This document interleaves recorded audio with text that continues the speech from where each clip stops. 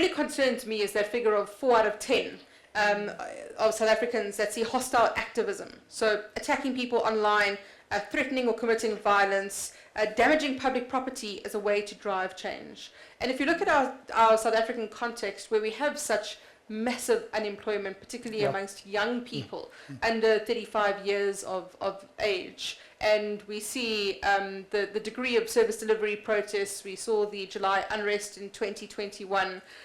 How do you see the opportunity there for business and NGOs in entrepreneurship to create employment, to ensure that the hostile activism is not the alternative?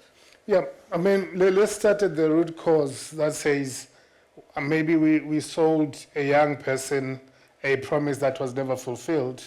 Go to school, get an education, we'll get you a job.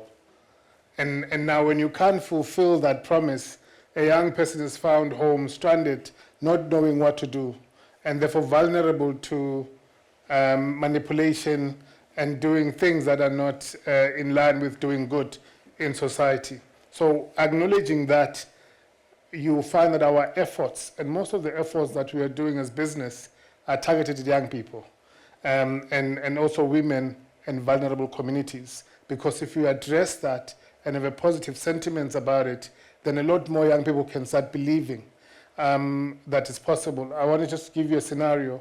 You are a young person who went to university, spent 4 years at university, over 600,000 spent on you, and then you are in the streets. For the 4 years you were at school, you were a role model to everybody. And now you are coming back, everybody looks at you and says, but all of it was at waste. We were all queuing for a job at a retail store.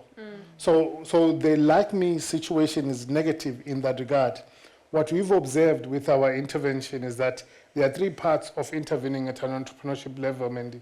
Part number 1 is go to high schools, partner with government, who said they are committed to delivering entrepreneurship education in high schools by 2030.